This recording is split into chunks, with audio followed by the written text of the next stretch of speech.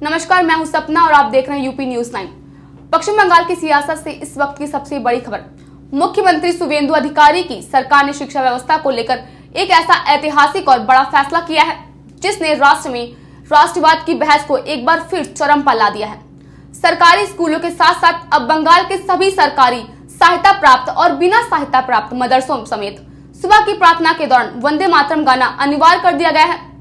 शिक्षा विभाग के इस सख्त आदेश के बाद अब हर मदरसे में राष्ट्रगीत गूंजेगा और इसकी बाकायदा वीडियो रिकॉर्डिंग भी की जाएगी।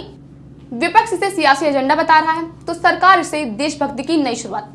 क्या है पूरा मामला, देखिए हमारी इस खास रिपोर्ट में।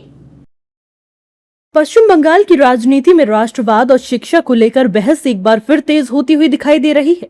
पश्चिम बंगाल की शुवेंदु सरकार ने राज्य में मदरसा शिक्षा के संबंध में एक बड़ा फैसला लिया है।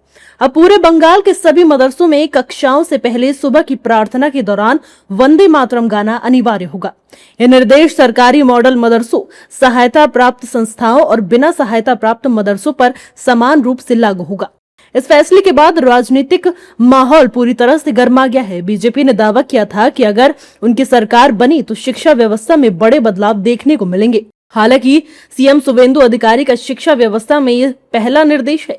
इसी को लेकर बीजेपी नेताओं का कहना है कि देश में रहकर अगर आप देश का गीत नहीं गा सकते तो आपको देश में रहने का कोई हक नहीं है।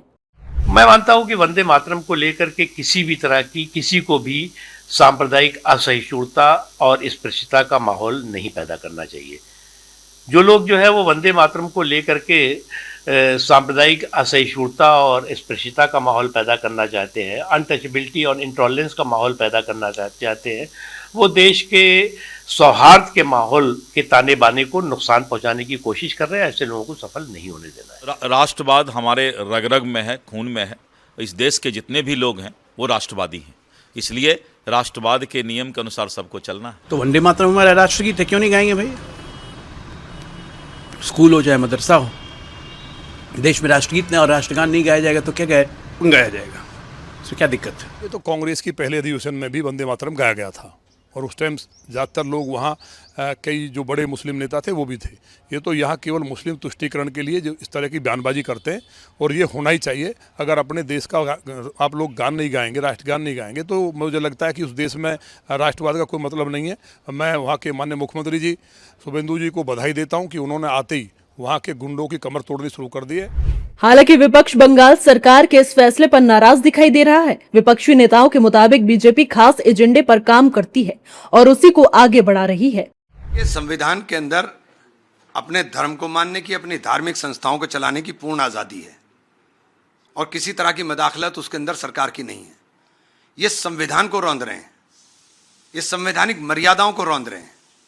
इनकी दुश्मनी देश के अंदर संविधान से है, जो कि संविधान सबको बराबरी का अधिकार देता है। ये देश के अंदर रहने वाले दलितों को, आदिवासियों को, पिछड़ों को और मुसलमानों को ये दबा करके दोयम दर्जे पर रखना चाहते हैं। इनकी यही मंशा है, इसके अलावा कोई मंशा नहीं। ये भारतीय जनता पार्टी का मुख्य एजेंडा है और वो एजेंडे के तहत काम कर रही है, इससे ज्यादा कुछ नहीं। जो सुप्रीम कोर्ट के संज्ञान में है, जो कहेगा सुप्रीम कोर्ट मानना होगा। बता दें कि पिछले दिनों पश्चिम बंगाल और असम में अपनी शानदार जीत के बाद प्रधानमंत्री नरेंद्र मोदी की अध्यक्षता वाली केंद्र कैबिनेट ने राष्ट्रगीत वंदे मातरम को राष्ट्रगान जन गण मन के बराबर का दर्जा देने का फैसला किया है।